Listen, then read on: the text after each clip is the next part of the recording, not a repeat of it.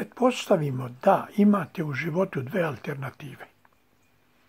Život koji sam ja vodio i život Kristijana Golubovića, medijske zvezde, o kojoj se priča svaki put kada se pojavi na televiziji ili negde. Ima po nekoliko stotina hiljada pregleda, čak i po milion.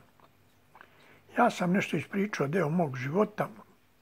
80 priča, imam oko 400.000 pregleda za 3 godine. Kristijan to napravi, od svog zadnjeg izlaska napravio je 2 miliona. To je bilo pre 2 mjeseca. Jako interesantno, priče, avioni, kamioni, milioni, milijarde, pičke, sve se to kod njega dobije. Kod mene to bilo mnogo smirnije i skromnije. Ništa, ja sam tek počeo nešto da se kurčim sa mojih 14-15 godina kad sam stigao u vojnu školu, gdje sam naučio, u stvari, gdje sam se tukao, sparingovao sam, naučio sam nešto kao da boksijem i da se tučem. I poslije izbacivanja iz vojne škole, ali moram da upomenem, u vojnoj školi smo imali neki praktičan rad, učili smo da varimo, da bušimo, da turpijamo i tako te stvari. Znači, učili smo nešto malo zanata koji se zove bravarija. Kad sam izbačen iz vojne škole, nešto se bilo smucanje, levo, desno, tamo, vamo, ništa. Ajde, ko svako detinjstvo, nisam imao problema. Imao sam hranu, stan, bio sam kući, bio sam malo problematičan. Nešto sam malo trenirao boks u stvari. Trenirali smo na šamare, ko će kome više da opali šamara, sezamo se na 2 ruke i tako te stvari. U tome sam bio neprikosnoven u Čačku. Znači, znali su me da sam, ako bi bilo na pesnice, da sam za izbjegavanje. Tu sam imao 2-3 tuče sa po 2 osobe. Bio sam sam protiv 2 i 3 osobe. Sve se završilo u 3-4 sekunde, sve te tuče. Svi su popadali. Znači, to su bile čak neinteresantno. Nije bilo da se potučeš, udariš 2, 3 tamo vamo. Pesicom oni popadaju i gotovo. Sad kad vi slušate Kristijana, od njegove 15. godine pa nadalje, Bože, to je bilo sačuvaj. Bilo je čekića, pištolja, bejzbol palica, tirke, pirke, mirke i tako neka imena.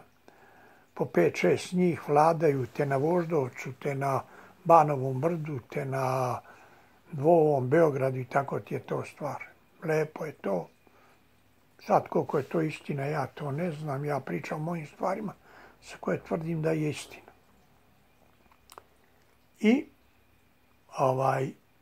došli smo u onaj kritičan period između gdje ulazim u 20-25 godina.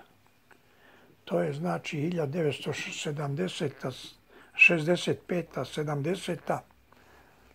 Gdje ja ovako silom prilika imam neke konfliktne situacije i nikako da mi se zalomi da to bude protiv jedne osobe, nego mi se događa sve protiv više osoba. Imam jednu tuču u Prijepolju sa publikom i sa fudbalerima. Imam 2 tuče u Francuskoj sa 4 Šiptara i sa 4 Francuza. I to mi se isto zalomi, ali sad ćeš, završi se dobro. Ja koji sa jednim i sa dvojicom obično napadnem prvi, napadnem i njih. Znači, to je bilo batinjanje, 10 osoba nokautiram u Prijepolju, ova 4 Šiptara nokautiram pred žandarmerijom, 4 Francuza u sali za bilijar. Eto tako. Sve se to završi da ja ne primim ni udarac. Slušate priče Kristijana Golubovića. On u zatvoru po 100 ljudi bije. Izjavio je da on jedan prijatelj dan danas, kad ima 50 godina, mogu da izudaraju 10 najjačih Srba. Baš mi nešto žao što nisam u njegovim godinama. Ne bi trebalo 10 Srba, da dovedem ja 2 Srbina, ovako koji su 1,70 m i koji imaju po 60-70 kila. Pa da mu izađemo na Megdan da vidimo kako će to nas trojicu da isudara. A ne ono 10. To je kod njega sve te njegove priče, to je tako. Plus i milioni, kamioni, neke ribe koje jemo. Ja jesam ništa jebo, ali sam dosta i drko. A jedina razlika između njega i mene, on ima 50 godina, 20 godina robije, 10 godina je bio na slobodi, znači u životu je u slobodi, ostalo je bilo u zatvoru. Ja imam 75 godina, imam zbog prestupa preko granice 4 nedjelje zatvora i zbog neplaćenih kazni za kola isto 4 nedjelje. To je sve u mom životu, bio sam u zatvoru i to ti. Ali ja sam 50 godina, ajde i nešto i jebo, ajde, nije bilo sve drkanje.